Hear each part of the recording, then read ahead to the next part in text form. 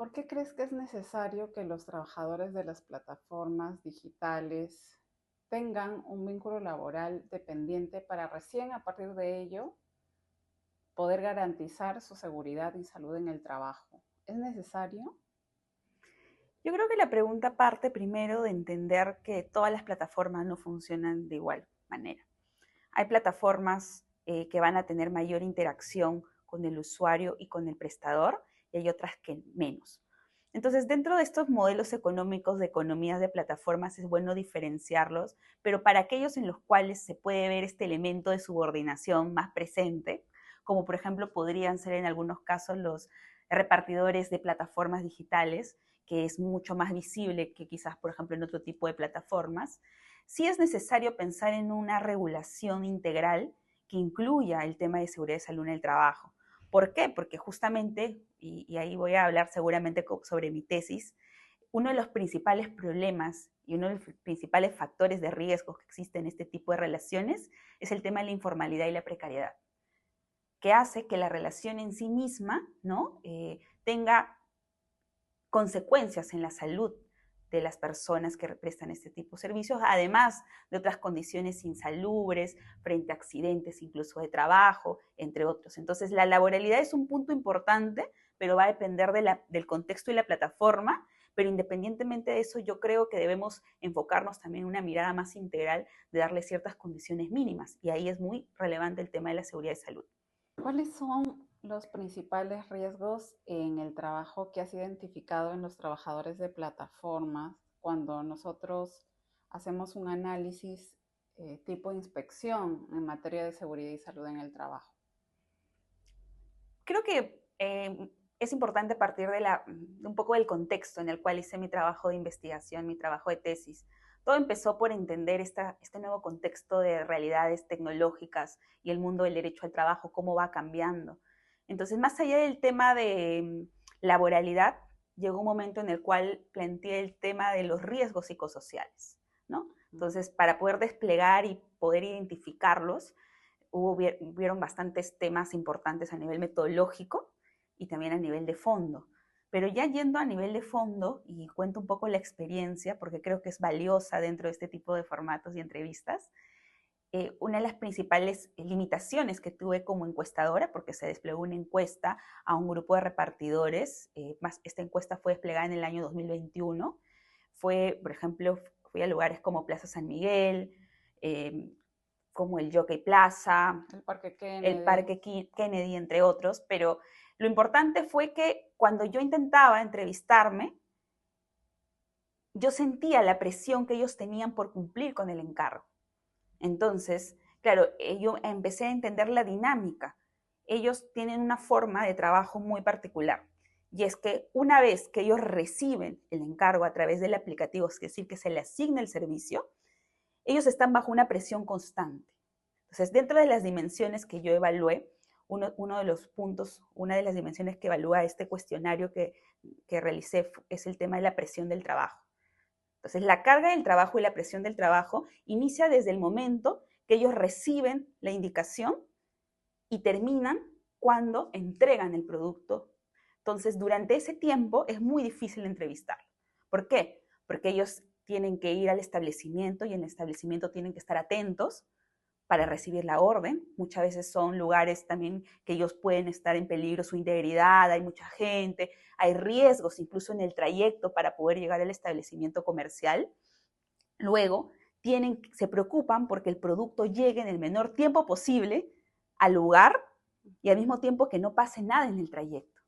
¿Por qué? Porque muchas veces en el trayecto puede ser que el producto sufra, se derrame el líquido, porque el establecimiento, el servicio no lo tapó bien, entre otras condiciones que pueden afectar el nivel de puntuación que ellos van a tener.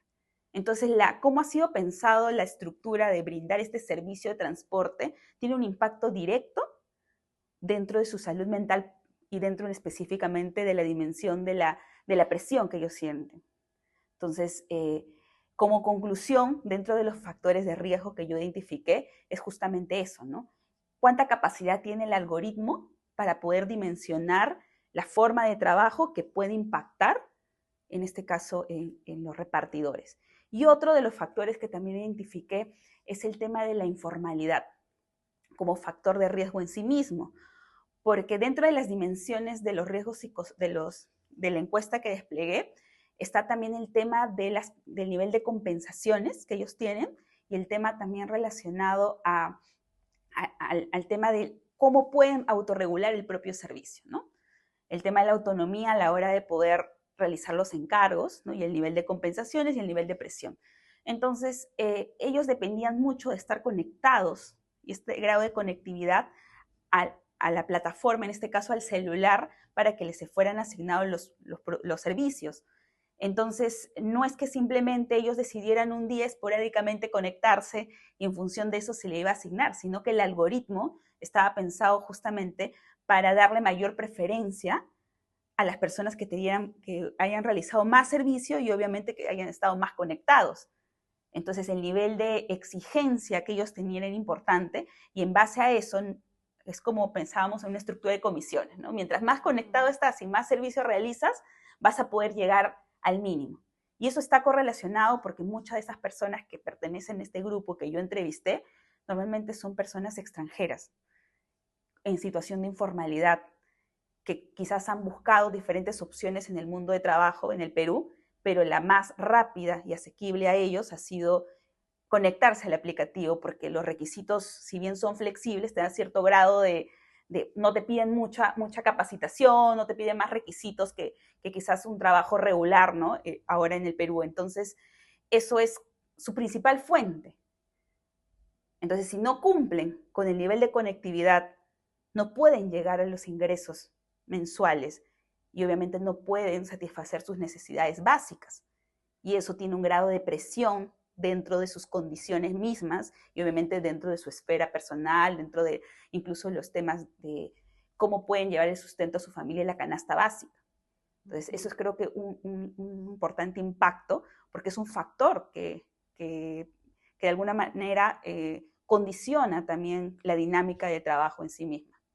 Teresita, cuéntanos en esta manera de obtener esta data que hiciste, tu investigación para conocer los riesgos en el trabajo de los trabajadores de plataformas digitales, ¿qué aprendizaje obtuviste directamente? Y también si puedes compartir con nosotros alguna experiencia. Bueno, a nivel personal fue una gran anécdota porque yo estoy formada en Derecho, entonces desarrollar este tipo de encuesta pasó primero de hacer una validación de un instrumento, escoger el instrumento, las preguntas, luego también entender este tema del consentimiento informado, poder entender también este tipo de realidades, dónde los ubico, porque no es tan sencillo, ellos no tienen un centro de trabajo coloquialmente hablando, ellos tienen lugares en los cuales esperan la asignación del servicio que normalmente son los centros comerciales. Entonces fueron limitaciones un poco técnicas y también poder buscar grupos, ¿no? Eso principalmente a nivel ya personal, pero a nivel de la experiencia, un tema que me llamó mucho la atención fue el tema de las mujeres, la presencia de las mujeres dentro de la encuesta que yo desplegué.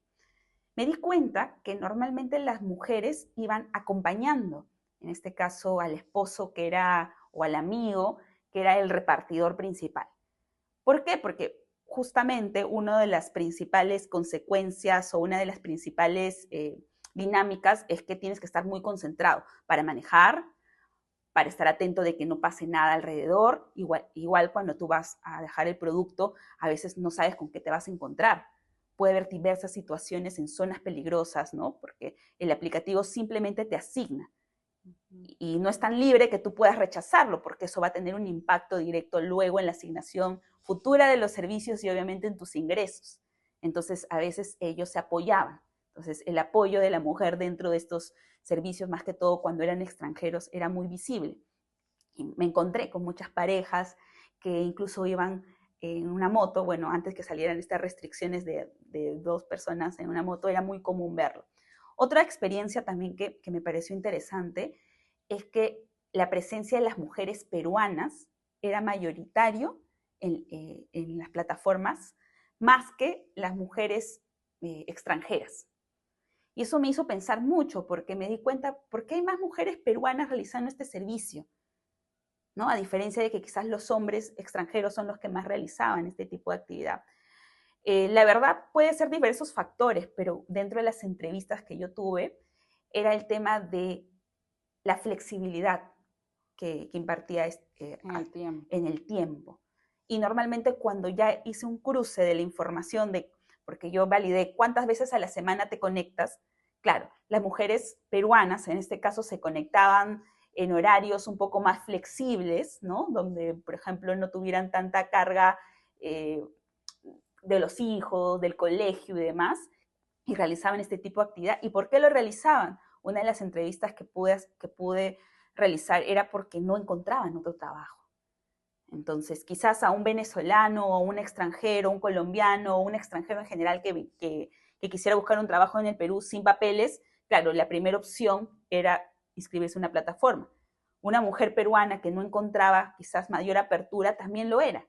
Entonces, no es necesariamente este campo laboral exclusivo de los extranjeros, sino en realidad de cualquier grupo precario, ¿no? Que no puede acceder a un trabajo regular y tiene que inscribirse a ese tipo de plataformas para poder tener un ingreso. Teresita, si tuviéramos que decir algún mensaje a todos los actores sociales que forman parte de estas plataformas digitales, ¿qué les dirías? Yo creo que el mundo del trabajo está cambiando y la responsabilidad de cada actor social es relevante.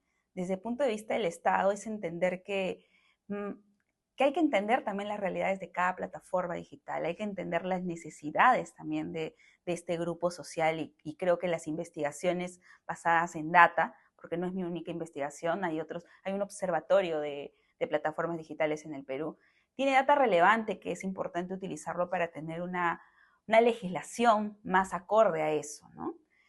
Hay modelos como España, como Francia, Chile, Colombia, que ya han ido regulando y tienen, por así decirlo, experiencias que podemos compartir. Y preocuparse sobre todo sobre condiciones mínimas como la seguridad social, el tema también de las condiciones, ¿no? Mínimas de poder tener una remuneración, por ejemplo, mínima vital, que sería relevante considerando obviamente el nivel de conexión, entre otros factores. Eh, También considero relevante el papel que tienen las empresas. Son empresas transnacionales, muchas empresas que tienen alta acogida no solamente en Perú, sino en Europa, incluso han ingresado ya a otro continente. Entonces, esta realidad es universal. Entonces, la responsabilidad que ellos tienen a nivel de los trabajadores y en general los repartidores, dependiendo del aplicativo que estemos conversando, es relevante y darle condiciones mínimas también, ¿no? Porque también los consumidores se ven afectados, incluso la responsabilidad social empresarial, eso es otro factor que las empresas también deberían considerar dentro de esta dinámica. Y para el caso de los trabajadores, es importante, yo que he hecho un trabajo de campo, muchas veces el trabajo de ellos es en solitario, a pesar de que comparten muchas cuestiones en común, como la nacionalidad, a veces las mismas condiciones, ¿no? O los mismos problemas, pero la propia dinámica del trabajo hace que, y la rotación también del trabajo hace que no puedan reunirse colectivamente, no puedan entender las necesidades, ¿no? Y la falta también de un lugar físico de centro de trabajo hace que también no puedan conectarse. Pero creo que es muy importante que quizás ellos también puedan entender este tipo de realidades, poder compartir experiencias, necesidades, poder apoyarse, ¿no? Colectivamente y poder dialogar también para llegar a un consenso frente posiblemente, por ejemplo, una propuesta que también los favorezca a ellos, ¿no? Y que también pueda dialogar con este nuevo modelo económico. ¿Quieres decir que se afilian a un sindicato? Sí, creo que en el Perú, ¿no? Hay propuestas, hay grupos colectivos de sindicatos de plataformas digitales que reúnen, entonces sería recomendable que ellos también puedan acudir y, y ver si sus intereses se alinean, poder compartir sus experiencias, ¿no? Para que también la data que se lleve y se pueda discutir frente a una reforma legislativa considere, ¿no? El sentir y las particularidades de este tipo de prestaciones.